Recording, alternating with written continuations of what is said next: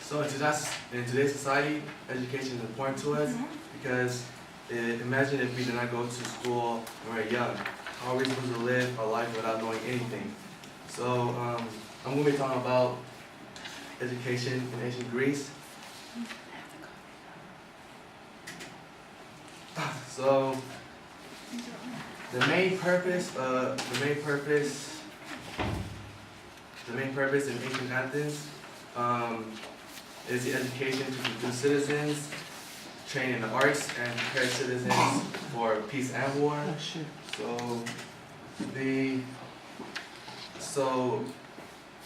Education for Athenian females, they believe that they should not attend school and they would only be at home doing chores and taking care of the house and stuff like that.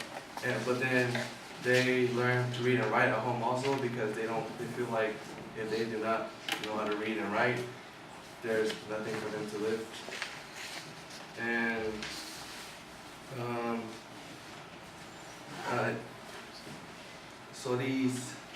so females in Athens, they choose to go to temples because they want to get involved with chorus, which led by Hetera. Hetera is a highly educated woman who attends special schools so they can learn from her. And so when they're involved in these temples, they usually talk about their myth and history of their ancestors. So women tend to go to these temples because they feel like if they attend these temples, they would learn more about their history and myths. So, and I got a quote from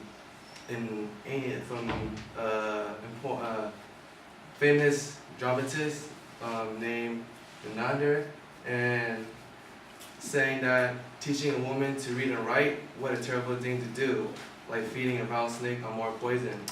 So basically this means that like during the ancient Athenian times, they don't want women to have power over men because if they feel like women have power over men, then it wouldn't be right for a man. So education for the Athenian male, so they attend school, primary schools after the age of 7, and they usually learn how to train and a lot of gymnastic stuff. So the younger boys play balls and other games, and the older boys, they learn how to like run, jump, wrestling, and they learn how to read and write, and math, arithmetic, and stuff like that. So during the age of 13, 14, the poor boys will usually stop being educated because they don't have money, and for the richer boys, they continue to learn from philosophers, which is also teachers. And during this time, books were very expensive, so lessons were taught being aloud instead of following along, and they use so they were expected to memorize everything they learned, and they use tools such as like rulers and tablet writing to help them memorize everything in class. Coming to Sparta, another ancient Greek religion. So unlike the Athenians, the Sparta were all about warfare, and Athenians were basically about art and peace. So in ancient Sparta, the purpose of education was to produce a well-drilled and well-disciplined marching army. So, yeah. So, coming to female Spartans, they taught wrestling and gymnastic and combat skills in their barracks. So they believe that they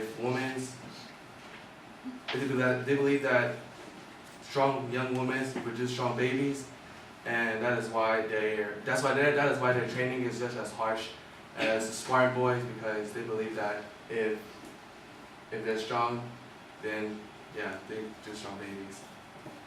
And at the age 18, they are supposed to pass this certain test. And if they choose to fail, they lose their rights to be citizens and they become middle class. So basically, if you're in the middle class, you basically have to stay home. You can't wander around. You don't have that much freedom during the ancient times in Sparta.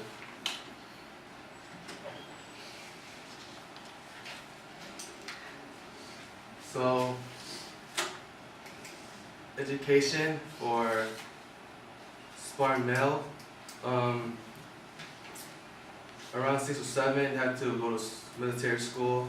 They train to be great soldiers, and during this time, the Spartans believed that if they're the strongest, then nothing can stop them, and then they can rule over other countries and stuff like that. So reading and writing was not important because they believed that it's all about warfare, and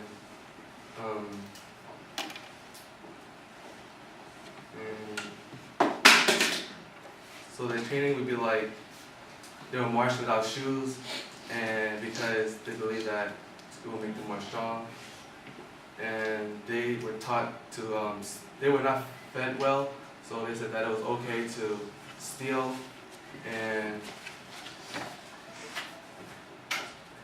they also had to pass a fitness test at the age of 18 to 20, and if they failed this test, they'll be in the middle class just like the woman, but then they're allowed to like own properties and have business, but they had no political rights, and they were not citizens. So if they pass, they become full citizens and Spartan soldiers. They're not allowed to touch money because that was the middle class job. So they spend most of their lives in barracks with their fellow soldiers, and they do not live with their families until the age of 60 because that's the time when they retire. And that's about it.